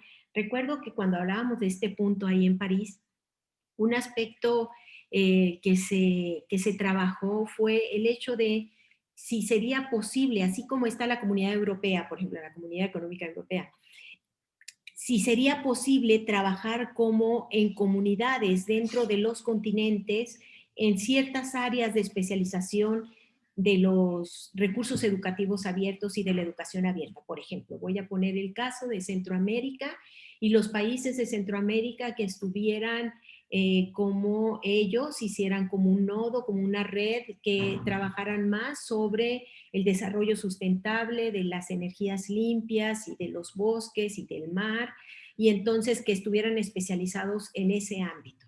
De eso se habló, sobre diferentes tipos de redes que nosotros podemos llegar a generar para hacer posible este crecimiento y este fortalecimiento internacional. También sobre la necesidad de esa comunicación intercultural, la gestión de grupos comunitarios. Esta promoción y fortalecimiento de redes internacionales es lo que nos va a hacer crecer más en nuestro ámbito hispanoparlante, donde necesitamos mayores posibilidades para la educación abierta. Cuando este movimiento inició por allá en el 2002, los primeros que abrieron el conocimiento fueron de la lengua inglesa, y pasaron varios años donde lo poquito que podíamos encontrar como recursos educativos abiertos estaban en español. Afortunadamente esto ha ido cambiando y ha ido creciendo en diferentes lenguas, en diferentes idiomas, como es el nuestro, como es el español, y en ese crecimiento es donde emiten las recomendaciones, las últimas recomendaciones, la UNESCO para seguir creciendo sobre estas instancias. Y cuando contestó este grupo del tercer laboratorio en cuál ámbito de acción le gustaría contribuir, en una mayor medida en ese momento los participantes contestaron en el 1, en el desarrollo de capacidades de las partes interesadas en materia de creación, uso, reutilización, adaptación y redistribución de los REA. Va a ser importante e interesante saber si al final del tercer laboratorio se mantienen estas gráficas como era como la idea original o si hay variación con respecto a ellas. En un segundo ámbito entraba la promoción de acceso efectivo, inclusivo y equitativo de los REAs de calidad, y en un tercer ámbito estaba la promoción y el fortalecimiento de la cooperación internacional. En estos aspectos es donde emitieron que estaban interesados, y cuando se les preguntó, por ejemplo, si hacemos el cruce ahora de lo que dijeron los participantes del tercer laboratorio, en cuál ámbito de acción y con cuál ODS le gustaría contribuir, esta es la gráfica que se nos representa, y en esta podemos ver cómo está el ODS 4 en los 5 ámbitos de acción de la UNESCO y cómo se va representando en menor o mayor medida el ámbito de acción donde estos participantes que tenemos ahora aquí en nuestra experiencia se manifestaron como que era de interés. Ahora bien, si hago un ligero viraje a las palabras y ahora con cuál ODS quiere uno participar y con qué ámbito lo uniría, entonces esta gráfica nos representa, y recordemos que fue el ODS 4, el de mayor incidencia, frecuencia, y entonces aquí vemos cómo se representa con respecto a los ámbitos de acción con los cuales están interesados. La información es la misma, solamente cambia un poquito la pregunta para dar mayor importancia, digamos, aquí a los ODS y en el otro a los ámbitos de acción. Y este es el mapeo de lo que tenemos en nuestra riqueza en estos en los participantes del tercer laboratorio. Cuando tomamos los nombres que ustedes han enunciado para los proyectos que van a trabajar, estas son las palabras claves que más salen en el nombre de sus proyectos, y salen esas palabras, pues como ven ustedes, mucho la mirada en los estudiantes, en el desarrollo, en la calidad, eso me encantó, en las competencias, en los niños, en las niñas, los profesores, y también elementos muy importantes como la inclusión, la visibilidad, la civilización, el manejo de los tiempos. Entonces, estas palabras claves es lo que representa. Yo aquí con estas gráficas quiero agradecer a mi ilustre estudiante doctoral, Abel García, que me ayudó con ellas para representar esta sabiduría de lo que tenemos en los participantes del tercer laboratorio. Bien, ¿cuáles son los retos con estos nuevos ámbitos de aplicación, con estas solicitudes que está enunciando UNESCO? Ayer ustedes preguntaban a la doctora Katiuska algunas de las cuestiones de cómo podemos seguir creciendo a partir del trabajo que vamos a realizar en este tercer laboratorio. Bueno, yo visualizo estos retos. Retos tenemos muchísimos, muchísimos. En el ámbito de la educación abierta, yo creo que la palabra retos, si hiciéramos un mapeo, estaría gigante. Pero estos son los retos. El primero que yo visualizo todos son muy importantes, pero el primero que visualizo es la visión. La visión de lo que se puede desarrollar y lo que se puede gestar con los proyectos que nosotros generemos de educación abierta, de recursos educativos abiertos. Esa visión con compromiso con uno mismo y compromiso con nuestra sociedad, con nuestro entorno. Esa visión es la que llevará a desarrollar en mayor o menor medida recursos educativos abiertos que sean interesantes. Entonces, esa posibilidad de tener una mirada profunda y una mirada también comprometida es la que se presenta como el primer reto.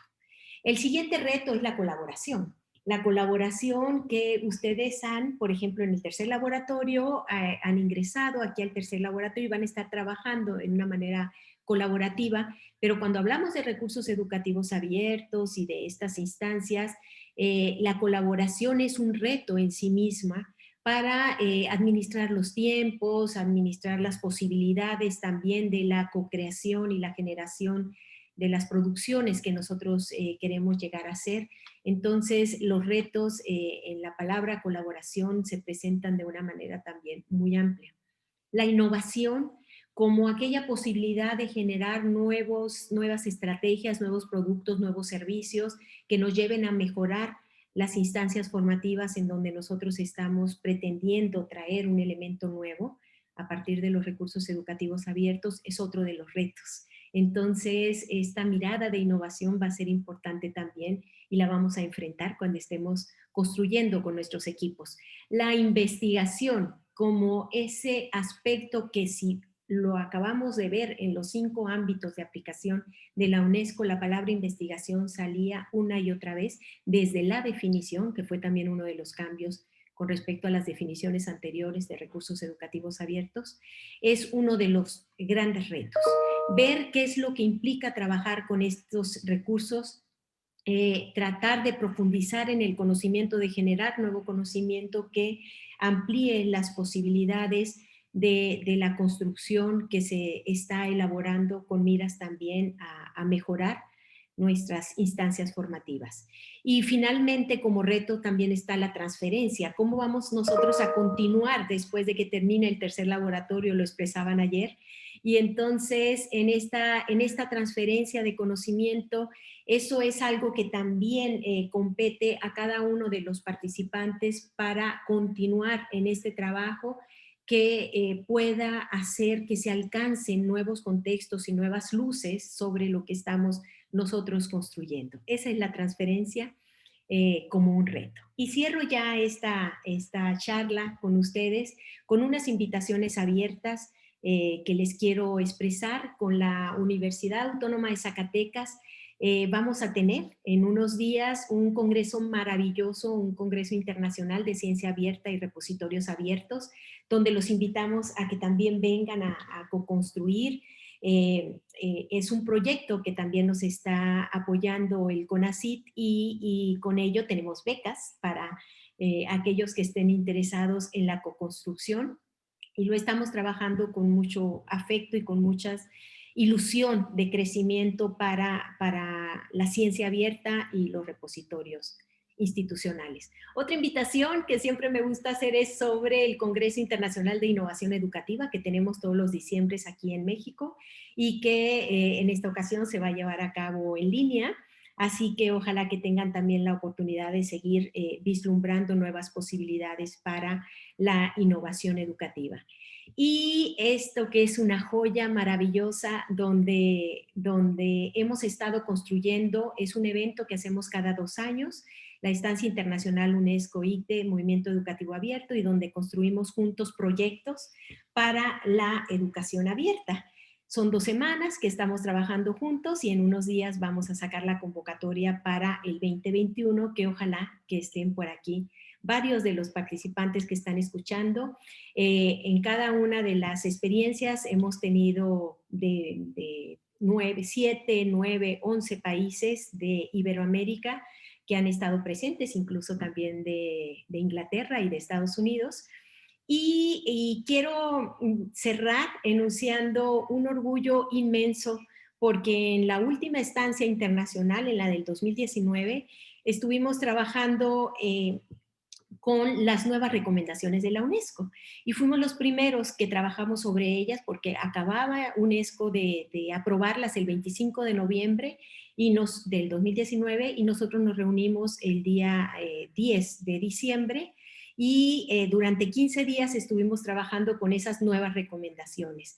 Y este trabajo conjunto lo pueden ver en ese link, que fue lo que gestaron en ese link. También está en el repositorio abierto los proyectos que gestaron los compañeros de la estancia UNESCO 2019. Y finalmente termino con este orgullo gigante que nos acaba de otorgar el Consejo de Directores del Open Education Global y el Comité Evaluador de los Premios 2020, este premio de la implementación de los recursos educativos abiertos. Fue un premio especial porque es el primero que se otorga para los ámbitos de aplicación de la UNESCO. Y lo hemos ganado todos los que participamos en esta estancia 2019. Y también quiero decir que además de este premio, otros 2 premios fueron otorgados a participantes integrantes de nuestra cátedra con proyectos maravillosos de repositorios abiertos y del proyecto Salus, que tienen la oportunidad también de trabajar en este tercer laboratorio. Bueno, pues estamos muy orgullosos, los invitamos a que entren a ese link, vean los premios y vean que el ámbito hispanoparlante está presente todavía en una medida pequeña, pero con acciones como las que estamos desarrollando en este tercer laboratorio, estoy segura que vamos a crecer. ¿Y quién nos dice que pasado mañana en los siguientes premios no estén otorgados hacia participantes del tercer laboratorio? Eso sería de verdad fantástico.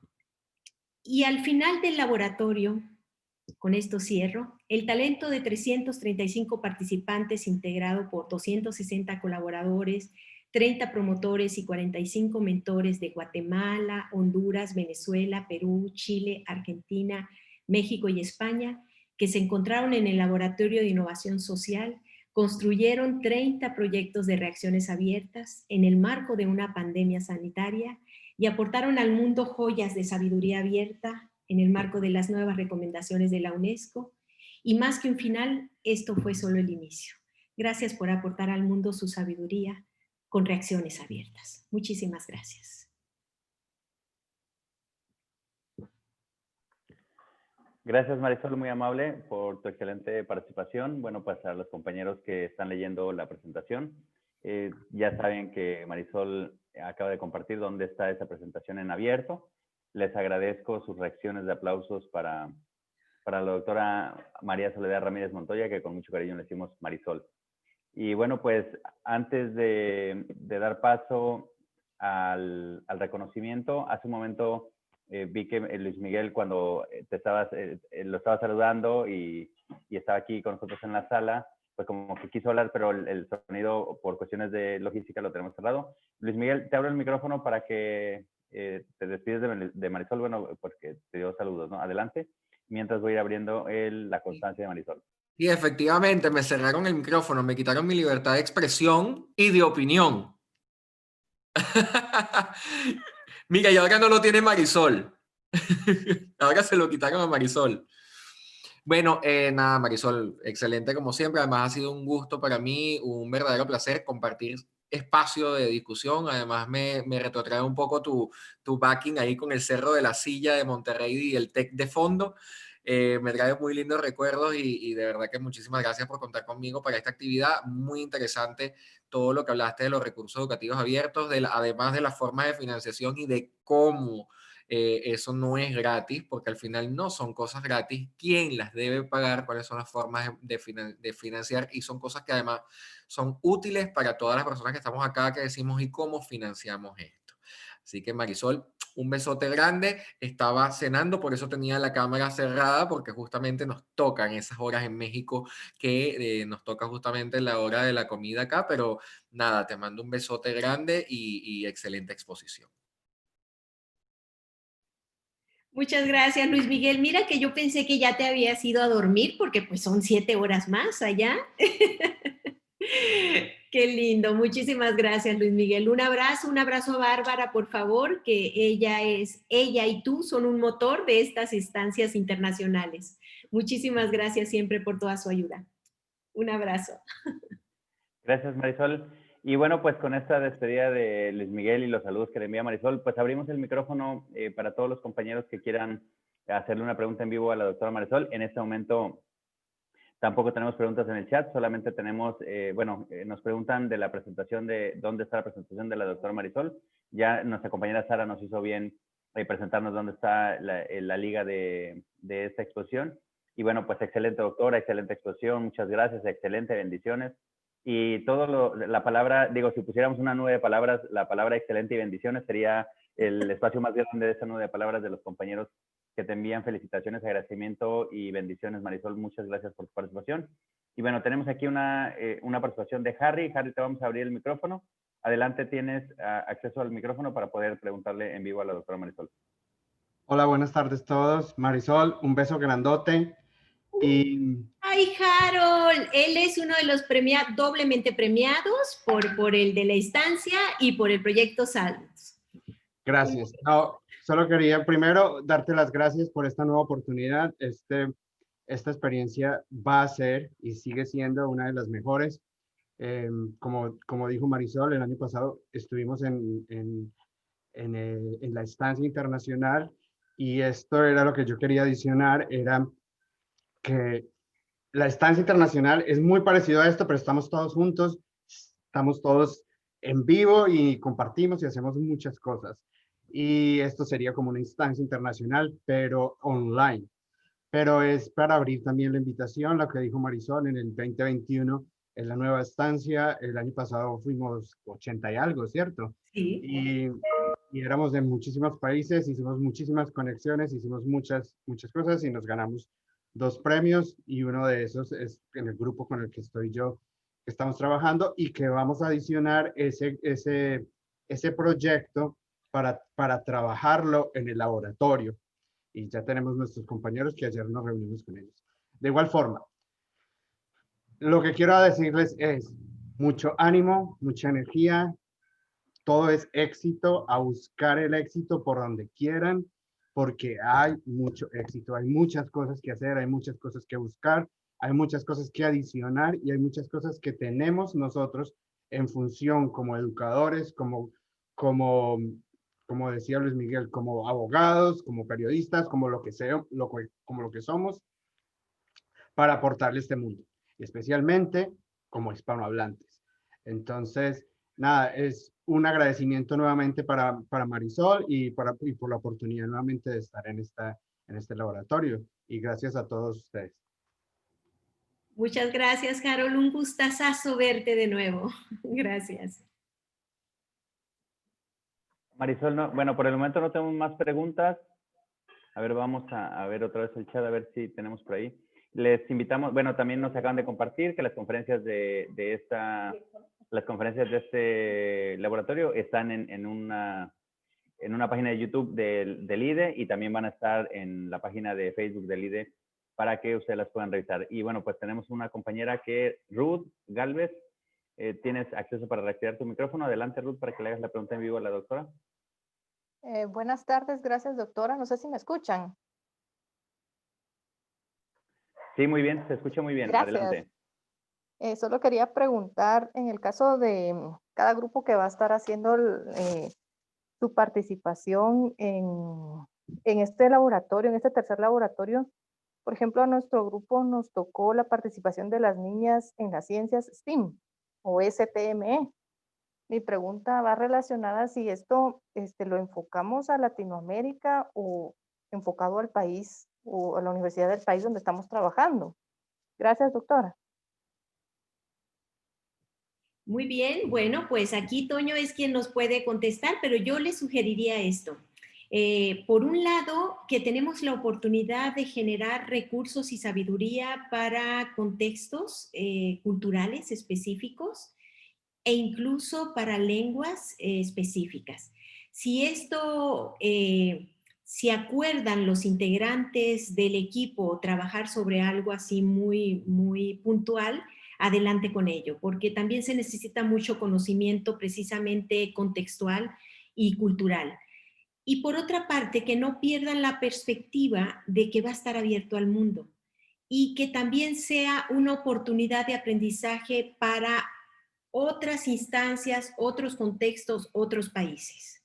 Entonces, haciendo esa combinación, el equipo puede llegar a tomar su mejor decisión para ver su visión y su alcance sobre el recurso que va a generar.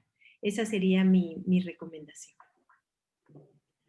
Muchas gracias, Marisol. Aquí tiene otra pregunta. ¿Qué hacer para publicar de este proyecto de reacciones abiertas, de este recurso educativo abierto que los compañeros van a crear? ¿Qué hacer para publicar, Marisol? Bueno, pues para publicar, de nuevo me voy al reto 1, que era la visión, y luego al reto donde enuncié la investigación. Para publicar lo que vamos a construir en cada uno de los equipos, lo primero que tenemos que hacer es plantearnos entre todos qué es lo que vamos a lograr y qué es lo que queremos transmitir a través de una comunicación, llámese un artículo por medio de una investigación. Entonces, lo primero es qué es lo que vamos a hacer y luego eso, cómo podemos darlo a conocer. Y el darlo a conocer nos va a plantear ya como la meta hacia donde nosotros vamos a ir y ya desde el inicio ir planteando cuáles serían esos instrumentos con los que vamos a recabar la información para llegar hacia eso que nosotros queremos comunicar. Por decir algo, voy a poner un ejemplo. En el equipo, la profesora que acaba de enunciarnos, la pregunta, en el equipo decidimos hacer un recurso educativo abierto para el contexto muy específico y trabajar con las niñas en STEM en la comunidad de Guatemala, vamos a ponerlo así, ¿no? Y entonces se pone a trabajar el equipo, genera sus recursos educativos abiertos para este conocimiento y en la investigación nosotros veríamos qué es lo que queremos comunicar de esto. Queremos comunicar las competencias digitales que se les desarrollaron a las niñas o queremos comunicar el trabajo colaborativo que hicimos en el equipo para construir el REA o queremos comunicar, entonces esa visión de qué es lo que queremos comunicar es la que nos va a llevar a un segundo momento a empezar. Si queremos comunicar esto, ¿qué recursos, qué instrumentos debemos aplicar para capturar la información? Y entonces, ¿o qué estrategias? Si queremos nosotros llegar hacia esta finalidad de comunicar, por ejemplo, el trabajo colaborativo que hicimos para construir ese recurso, pues lo que tendríamos que hacer son observaciones de cómo construimos nosotros el conocimiento, hacer unas pequeñas entrevistas en el grupo para poderlo incorporar como los datos que lleven a dar a conocer cómo se construyó ese conocimiento. Pero si nuestra mirada en ese recurso que hicimos es cómo se le desarrollaban las competencias digitales a las niñas en STEM, entonces lo que nosotros vamos a hacer es incorporar instrumentos, por ejemplo, de cómo se llevó a cabo ese desarrollo de las competencias digitales, cómo estaban al inicio, cómo estaban al final, o cómo construyeron esas, cómo nosotros verificamos que se construyó esas competencias digitales. De tal manera que aquí lo que hay que tener es una doble mirada de visión. Por un lado, lo que queremos construir como equipo y por otro lado, lo que queremos nosotros comunicar después como un resultado de lo que nosotros construimos en ese equipo. Y con eso se toman las decisiones posteriormente. Muchas gracias, Marisol. Sí. Muy amable por tu participación y por tu respuesta. Y bueno, voy a apoyar y abonar lo que comenta Marisol. Ustedes, compañeros, tienen un insumo que es el cuaderno de laboratorio. Y del cuaderno de laboratorio, voy a tomar palabras de Marisol, porque del cuaderno de laboratorio ustedes pueden utilizar precisamente cómo han ido construyendo a lo largo de los 15 días, cómo han ido construyendo todo este recurso educativo abierto. Y ahí tienen ustedes documentado día 1 que hicimos, día 2, día 3, quién aportó, quién abonó, quién recomendó una lectura. Y no solamente eso, les vamos a compartir lecturas para que ustedes puedan hacer una triangulación de información con su experiencia, con lo que me comenta Marisol, que pueden hacer entre ustedes, hacerse unas entrevistas y al mismo tiempo podemos buscar qué dice la literatura al respecto de esta construcción colaborativa del conocimiento, de esta construcción social del conocimiento, de esta construcción de conocimiento desde trabajos colaborativos, ¿no? Entonces, ustedes pueden enmarcar ahí un artículo con esa mirada y puntualizando, como bien lo menciona Marisol, integrándole la información desde una mirada científica, que ustedes recolecten información, a pesar de que haya sido recolectada la información dentro de su equipo. Pero el cuaderno de laboratorio es una base fundamental para ustedes. Imagínense si es una base fundamental para nosotros, pues es una base fundamental para cada uno de ustedes, ¿no? Marisol, muchas gracias por tu participación. No tenemos más preguntas, tenemos muchísimas felicitaciones. Digo que hay como 40, 50 felicitaciones. Y bueno, pues hoy quiero compartir contigo un pequeño regalito que dice así: la Universidad Autónoma de Baja California, Instituto de Investigación y Desarrollo Educativo, otorgan la presente constancia a la doctora María Soledad Ramírez, por haber impartido la conferencia ¿Qué retos plantean las nuevas recomendaciones de UNESCO para los REA? En el tercer laboratorio de innovación social, Reacciones Abiertas, proyecto emprendido en conjunto con la Cátedra UNESCO del Movimiento Educativo Abierto para América Latina del Tecnológico de Monterrey, el Cuerpo Académico de Tecnologías de Información y Comunicación de la Educación del IDE de la UABC, la Corporación Universitaria Autónoma del Cauca de Colombia, la Universidad Mariano Gálvez de Guatemala, la Facultad de Humanidades y el Instituto de la Mujer de la Universidad de San Carlos de Guatemala, realizado del 2 al 13 de noviembre de 2020, por la realización plena del hombre, Ensenada, Baja California, 2 de noviembre de 2020, y bueno, firman al calce Paulo César Castro Verbena, director de Innovación Educativa de la Universidad Mariano Gálvez, la licenciada Vilma Karina Rodas, directora del Instituto de la Mujer de la USAC, el magíster Walter Ramiro Mazariegos, decano de la Facultad de Humanidades de la USAC, y la doctora Paula Andrea Mora Pedreros, decana de la Universidad Autónoma del Cauca, y el doctor José Alfonso Jiménez Moreno como director del Instituto de Investigación y Desarrollo Educativo. Y un fuerte aplauso, Marisol, muchas gracias por tu participación el día de hoy. Agradecemos de antemano pues todo el apoyo que hemos recibido por tu parte, por parte de la Cátedra UNESCO y por todas las instituciones que hacen posible este evento. Muchas gracias por esta invitación, por la construcción que están gestando en este tercer laboratorio, por las joyas que nos van a otorgar de sabiduría abierta. Y gracias a todos, he estado leyendo un poco aquí lo del chat que ponían. Gracias, colegas, amigos queridos. Sería imposible nombrarlos, pero hay tantas aventuras juntos en un consejo maravilloso, por ejemplo, que presidió Norma Pesqueira, y que sigue trabajando arduamente por la educación de nuestro país. Paloma, que ha estado también en muchos de los proyectos abiertos de energía, Luis Miguel, Bárbara, bueno, y todos, cada uno de los integrantes de las estancias internacionales y los nuevos profesores que ahora estoy teniendo oportunidad de conocer. a través de estas iniciativas. Les deseo el mejor de los éxitos y que la historia del cuento con la que inicié mi presentación culmine con mucha sabiduría abierta, con mucha felicidad, satisfacción personal y satisfacción también por haber otorgado regalos a la humanidad y a la educación abierta. Muchas gracias. Muchas gracias. Gracias, muy amable. Pues con esas palabras terminamos. Paloma, vamos a darte un momento más el micrófono. Con estas palabras terminamos la transmisión en vivo de este primer día de conferencias. Muchas gracias, Yuber y difusión. Cerramos la grabación.